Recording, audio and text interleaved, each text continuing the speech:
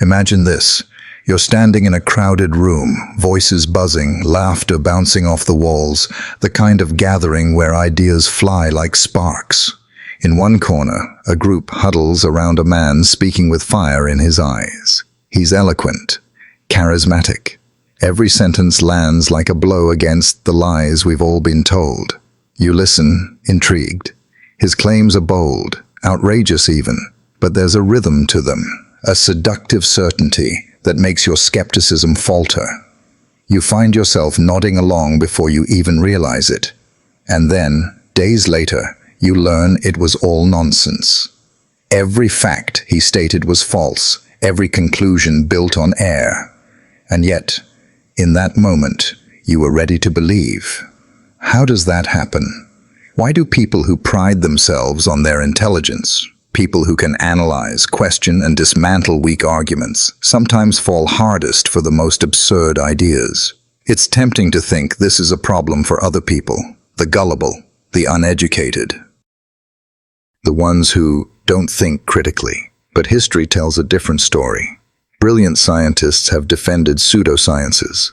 Accomplished philosophers have been swept away by destructive ideologies. Nobel laureates have endorsed medical frauds. Intelligence, it seems, is no vaccine against deception. Sometimes it's a liability. This is the paradox. The sharper your mind, the more elaborate the trap it can build for itself. Think about it. Intelligence gives you speed and agility in thought, but not necessarily direction. It's like driving a sports car. You can reach the wrong destination much faster than everyone else. The smarter you are, the more skilled you become at rationalizing, reframing, and defending ideas, whether they're true or not. Here's the unsettling truth you may not want to hear. Being smart doesn't mean you're less likely to believe something false. It often means you're better at justifying why it must be true. You might tell yourself you're weighing evidence, when in reality you're performing mental gymnastics to protect your identity. You might pride yourself on being independent-minded, even as you fall prey to flattery that tells you you're one of the few who gets it. And you might think you've outgrown the childish need for belonging, until someone offers you a story that makes you feel like part of something rare and important. If you're honest, isn't there at least one time in your life when you championed an idea? Not because you'd truly examined every angle, but because it made you feel alive, superior, or certain in a world that terrified you with its chaos. This is the dangerous terrain we rarely admit exists. We like to believe we're truth seekers. In reality, we're comfort seekers. And sometimes, the most comfortable idea is not the one that's true, but the one that flatters us, simplifies the world, and makes us feel safe. You can see it in politics, in religion, in science, in culture. The very same mind that can dissect complex data can also build elaborate fortresses of self-deception. This isn't because smart people are secretly foolish, it's because they're human. And the human mind, no matter how gifted, is wired with biases, emotional shortcuts, and deep-rooted fears that can be hijacked.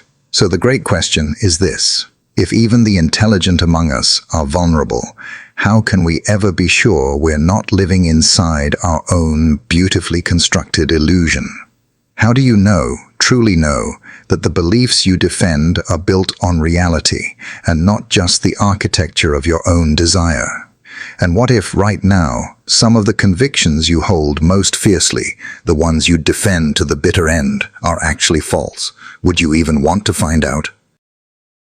Or would you cling to them, telling yourself it's just healthy skepticism to ignore the evidence, because letting them go would mean dismantling part of who you are? This isn't about intelligence alone. It's about the collision of intellect with ego, fear, and identity. It's about how even the brightest minds can be led astray, not because they lack reasoning, but because they wield it with dangerous precision in the service of the wrong master. And maybe the most dangerous part: the more you believe you're immune to falling for a dumb idea, the more likely you are to do so. That false sense of immunity is the perfect entry point for manipulation. The question then becomes not just why smart people fall for dumb ideas, but how to catch ourselves in the act before the illusion hardens into truth. But first, we have to confront something far more uncomfortable. This isn't a rare glitch in human reasoning. It's the default. And until you see the hidden forces at work beneath your intelligence, you might never realize how much of your independent thinking is just a reflection of someone else's design. And that's where we begin. The real danger isn't just that we might be wrong, it's that we might never know it. To understand how that happens, we need to dig into the psychological and philosophical roots of this phenomenon. We have to trace it back to the deep architecture of the human mind, where ancient survival instincts, modern identity politics, and the seductive pull of meaning all collide. Only then will we begin to see the invisible strings, and perhaps learn how to cut them. The hidden problem, its psychological, philosophical roots. Imagine you could step outside of yourself for a moment, not in the dreamy way of astral projection, but as a detached observer peering at the machinery of your own mind.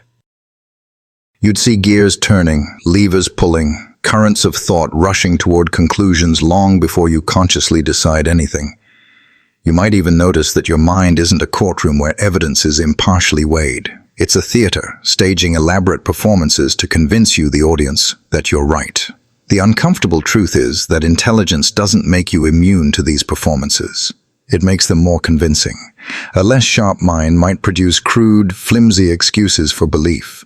A sharper mind, it builds cathedrals of reasoning, intricate enough to withstand casual challenges, beautiful enough to make you proud to live inside them, even if the foundation is made of sand. Carl Jung once observed that people don't have ideas. Ideas have people. That is, our beliefs are not neutral possessions we can swap out like furniture. They are living tenants in our psyche, shaping our perceptions, emotions, and even our sense of self. When an idea has you, it doesn't just sit in your mind, it seeps into your identity. To challenge it feels like an attack not on a thought, but on you. That's why smart people often dig in deeper when confronted with contradictory evidence. They're not just defending a belief, they're defending themselves. Nietzsche took this further when he wrote about the will to truth, being less about discovering reality and more about seeking a version of reality that serves our deepest drives. We don't just want truth, we want a truth that doesn't annihilate us, a truth that affirms our value, our place in the cosmos, our coherence as a self. And if the real truth doesn't do that, we quietly adjust it until it does. This is where intelligence can become a dangerous accomplice. A quick mind can take uncomfortable facts and rapidly reframe them until they feel harmless or even supportive of what you already believe. Schopenhauer, ever the cynic, argued that human reasoning is rarely about finding what is true, but about finding arguments for what we already want to believe. Reason, he wrote, is a mere tool to serve our will. Intelligence in this sense is like a master craftsman. It can carve something exquisite from even the most rotten wood. And what is the will Schopenhauer spoke of? It's not rationality. It's the primal blind drive to persist, to survive, to affirm oneself in the face of an indifferent universe. This is the hidden root. Before we are thinkers, we are survivors. Our mental machinery evolved not for perfect truth detection, but for advantage, cohesion, and control over uncertainty. This is why we can be seduced by ideas that offer identity, belonging, and simplicity, even when they're wrong. In the realm of society, Aldous Huxley warned that the human appetite for certainty is so deep that people will trade freedom for the comfort of a fixed narrative. A dumb idea that provides a clear villain, a sense of moral superiority, and an us versus them frame can be far more alluring than a complex truth that leaves you in ambiguity. Sartre, from another angle, saw this in what he called bad faith, the self-deception we embrace to avoid the vertigo of total freedom. When reality feels too open, too unstable, we retreat into convenient falsehoods that give us a stable role to play. And here's where the trap tightens. The smarter you are, the more elaborate and sophisticated your bad faith can become. You can dress it in data, wrap it in intellectual jargon, point to historical precedents, and cite experts selectively, all while avoiding the raw, unfiltered encounter with truth. But why is this so hard to see in ourselves? Viktor Frankl might have part of the answer. He believed that humans are meaning-seeking creatures, and that when we lose meaning, we become vulnerable to nihilism, or to whatever ideology offers us a lifeline. The craving for meaning can be so intense that we latch onto ideas not because they're correct, but because they fill the existential void. If a dumb idea gives you purpose, identity, and belonging, your mind will work tirelessly to protect it from scrutiny. Here's the truly insidious part. Our culture reinforces this. Social media algorithms, political echo chambers, and even academic cliques reward those who defend their group's favored ideas with vigor. In many intellectual circles, being smart is no longer about being right. It's about being persuasive, about demolishing opponents with style. In such an environment, the ability to win an argument can easily overshadow the harder, quieter work of seeking truth. This hidden problem operates like an undercurrent beneath all our thinking. On the surface, we tell ourselves we're reasoning objectively. Beneath the surface, our drives for survival, meaning, and belonging are steering the ship. Intelligence simply makes the navigation faster, more complex, and, when necessary, more evasive. If you think about it, this means the human mind is a kind of double agent. It claims loyalty to truth, but it's equally loyal to comfort. It will betray one for the other if the pressure is great enough, and it will do so with such subtlety that you may never notice the switch.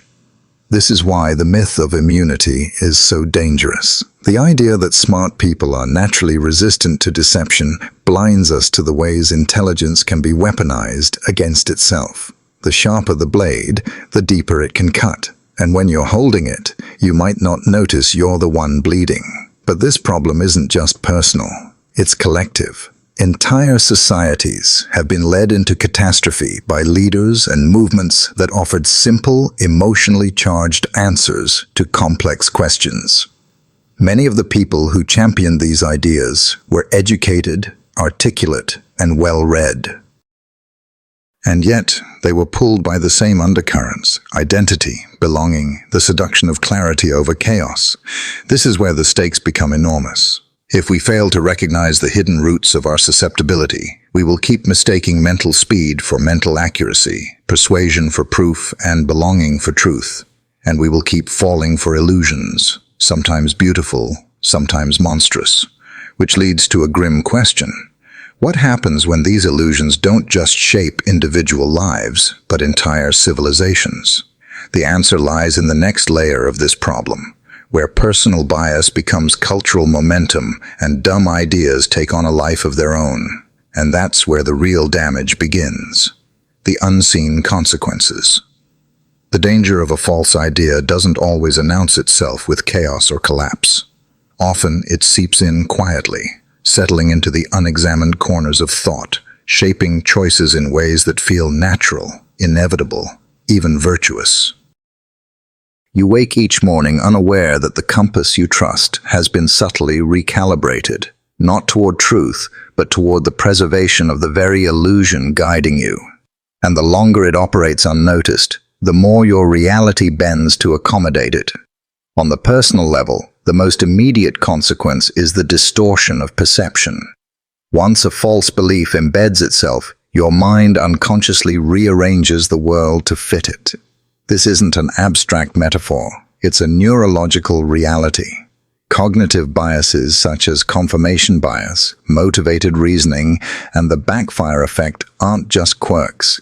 They're survival tools repurposed for defending your mental territory. Every news story, every casual conversation, every random observation becomes either evidence for your belief or noise to be dismissed. Over time, this filtering reshapes your sense of what's possible. You stop noticing data that contradicts your position.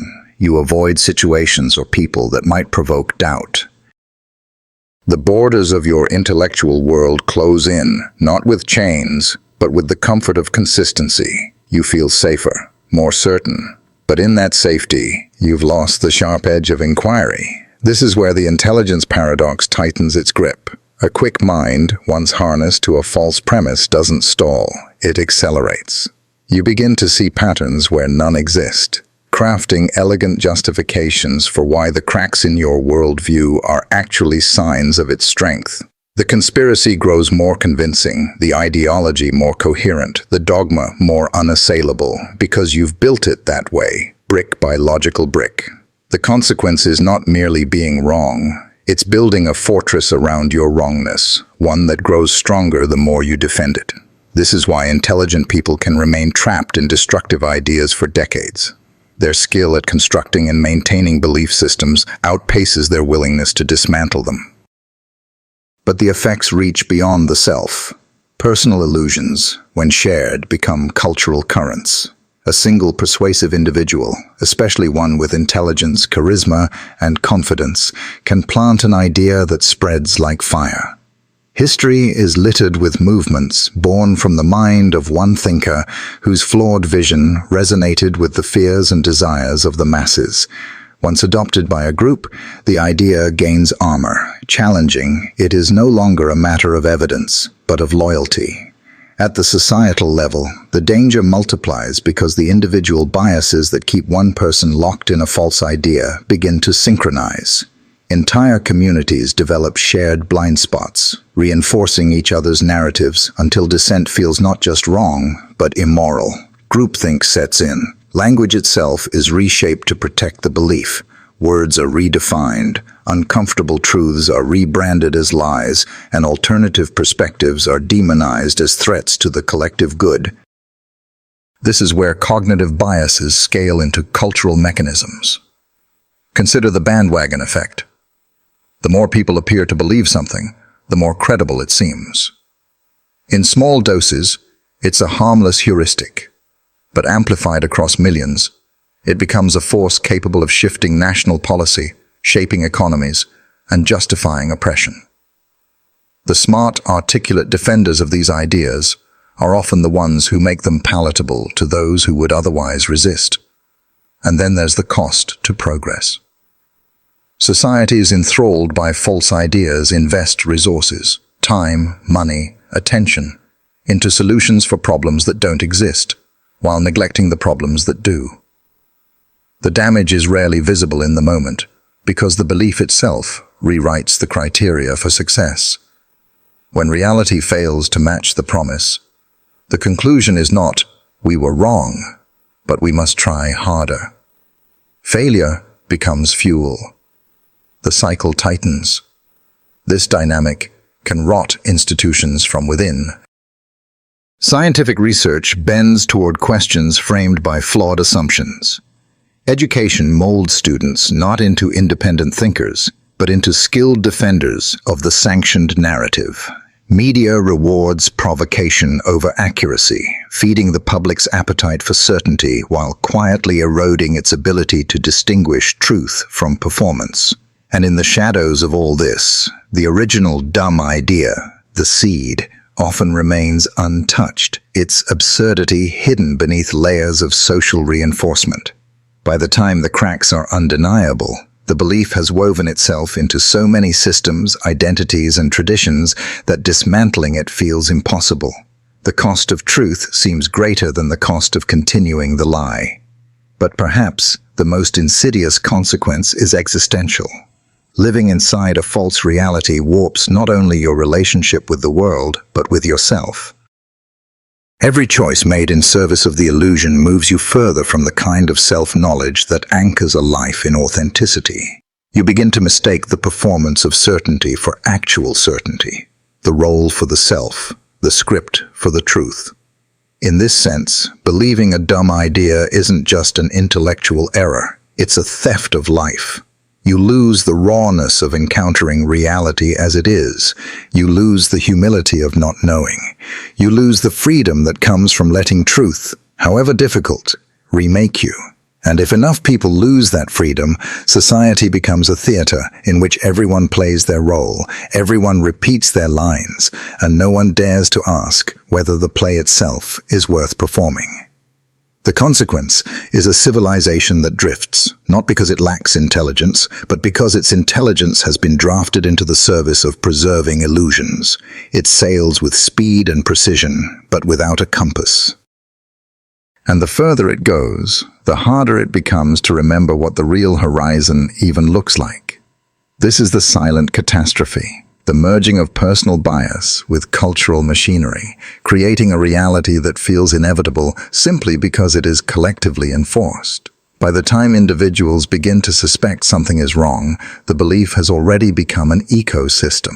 Escaping it is no longer a matter of correcting an error. It's a matter of breaking free from an entire world.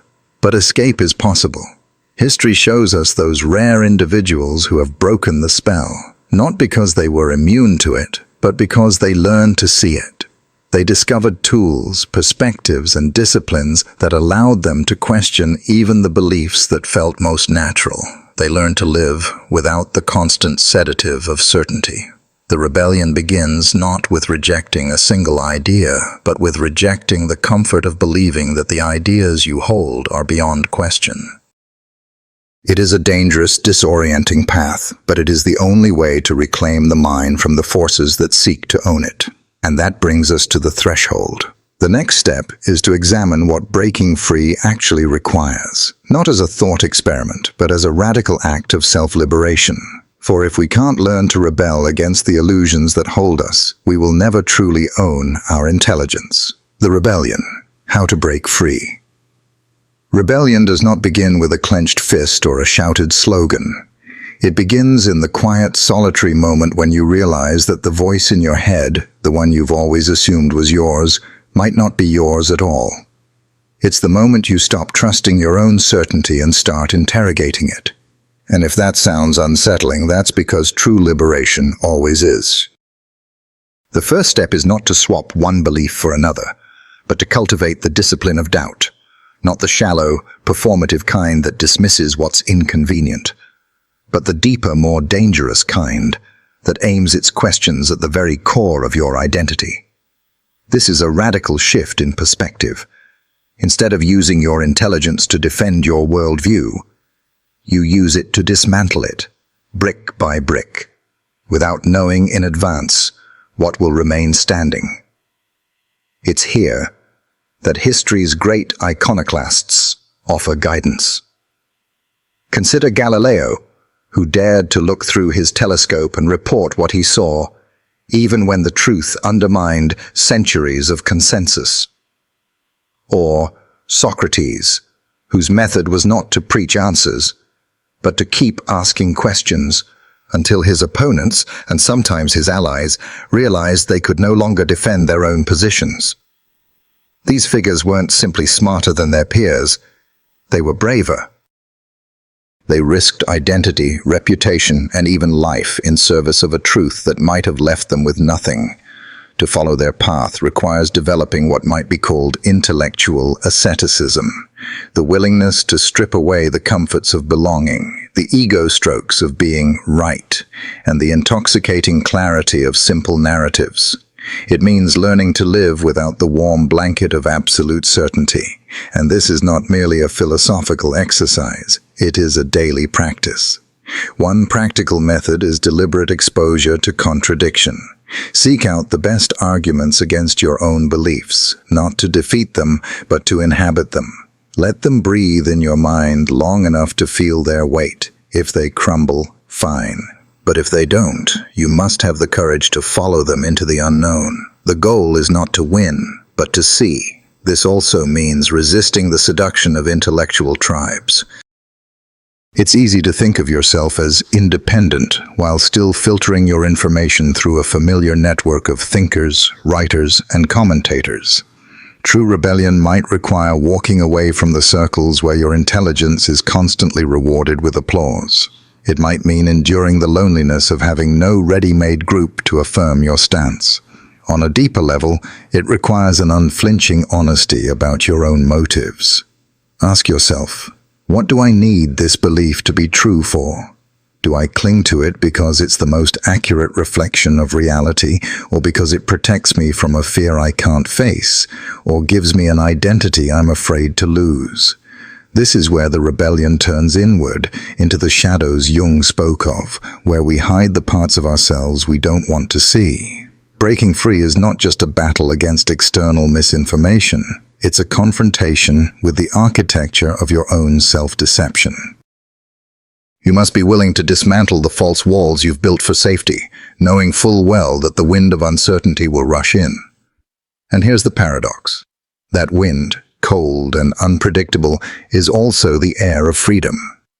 Some will argue that such freedom is too costly, that the loss of certainty leaves life without meaning. But meaning that depends on illusion is not meaning, it's anesthesia. The deeper meaning comes from facing reality unarmored, from building purpose in the open air where it can be tested and remade. As Viktor Frankl might put it, freedom and meaning are not opposites. They are intertwined. To live meaningfully is to live truthfully, and to live truthfully is to risk everything you thought you were. Counterintuitively, rebellion also requires humility. It is not the arrogance of thinking you've finally seen through it all, but the quiet awareness that you are always capable of being wrong again. This humility is not weakness. It's armor against the next seductive falsehood that promises certainty. And in this humility lies a different kind of power. The power to pause before believing, to test an idea without marrying it, to walk away from something even after investing time, identity, and pride into it. This is the opposite of the sunk cost fallacy. It's the willingness to burn the bridge to your own comfortable prison. Rebellion also thrives in community, but not the echo chamber kind. Seek relationships with those who value truth over agreement, who challenge you without malice, and who are willing to be challenged in return. These are rare bonds, forged not in shared illusion, but in mutual courage. They become the scaffolding you can hold on to when the ground shifts beneath you. Finally, there is the matter of action. It is not enough to free your own mind. Freedom demands to be lived. This means refusing to participate in the rituals that sustain the falsehood, whether those rituals are public recitations of ideology or silent compliance with lies. It means modeling the courage to say, "I don't know," in a culture that rewards certainty. It means asking the dangerous questions out loud, not to provoke, but to invite others into the rebellion. This is where the risk becomes real. Breaking free from a false idea can cost you relationships, careers, even safety. Many of history's heretics paid the ultimate price. But the alternative, living knowingly inside a lie, is its own kind of death, a slow erosion of selfhood. The rebellion, then, is not just intellectual, it's existential. It's the decision to live in a reality that is unpolished, unpredictable, and often uncomfortable, rather than in a fantasy that flatters you. It's choosing the rawness of truth over the sweetness of illusion. And here is the final paradox. When you make that choice, you discover that what felt like loss was liberation all along. You have not emptied your life. You have cleared it. You have not destroyed your identity. You have returned it to yourself. But there is still one more step, one that is even deeper than breaking free, because liberation is not the end of the story. Once you stand outside the illusion, you are faced with the ultimate question: what now? Without the false comfort of your old worldview, without the identity that belief once gave you, how do you rebuild? What do you anchor yourself to in a world where everything can be questioned? This is where the journey turns from rebellion to revelation, and the final truth waiting there will not just change how you think, it will change what you are. The ultimate truth, the final, most powerful realization. Imagine standing at the edge of an open plain at night. No fences, no road. Just the cold air on your face and a sky full of stars. You've left the city of illusions behind. The walls, the warm lights, the voices telling you where to go and who to be. At first, the emptiness feels terrifying. There are no signs pointing the way, no familiar landmarks. But then, slowly, something else begins to take hold. the realization that you are no longer confined. The ultimate truth is this: you will never be completely safe from false ideas, but you can learn to live in a way that makes you free from their control. Freedom is not immunity, it is awareness. It is the discipline of seeing every belief, even the ones you hold most dear, as provisional, alive, and subject to change. It is the courage to let truth be a moving target without feeling lost, because you have anchored yourself not in conclusions, but in the process of seeking. For most of your life, you were taught to treat beliefs like possessions, to acquire them, defend them, and keep them for as long as possible. You measured stability by how little your worldview shifted over time. But stability, in this sense, is a kind of stillness that can be mistaken for strength. The deeper reality is that truth-seeking is an endless motion, a conversation with reality that never stops evolving. The people who remain free are those who understand that the self is not a fortress of fixed beliefs, but a river. It flows, it changes, it adapts to the terrain. The river is not weakened by its movement, it is defined by it. You are not your ideas. You are the current that carries them, examines them, and releases them when the water turns. This is where the paradox resolves. Smart people fall for dumb ideas because they confuse the tools of thinking with the act of truth-seeking itself. They sharpen their mental blades, but they wield them in service of certainty rather than clarity. The ultimate realization is that clarity is never final. It must be renewed every day, with every question. Living this way means embracing a kind of intellectual vulnerability. It is saying, I could be wrong, and meaning it, not as a tactic, but as a constant state of openness. And from that openness grows something more powerful than certainty: resilience. If you can face the possibility of being wrong without fear, you can never be fully owned by an idea. But this awareness must be more than a private comfort. It must shape how you act in the world. You begin to speak differently, not to win arguments, but to open them. You ask questions not as traps, but as invitations. You stop clinging to tribes for identity and start seeking allies for the journey, knowing they will sometimes disagree with you and that this is not a threat, but a gift. Philosophically, this is the point where you align with what the Stoics knew, that control over the world is an illusion, but control over your response is always yours. The same applies to ideas. You cannot control which ones will arise in your mind or in your culture, but you can control the way you relate to them. You can hold them lightly, examine them rigorously, and release them without panic. This final truth also carries a responsibility.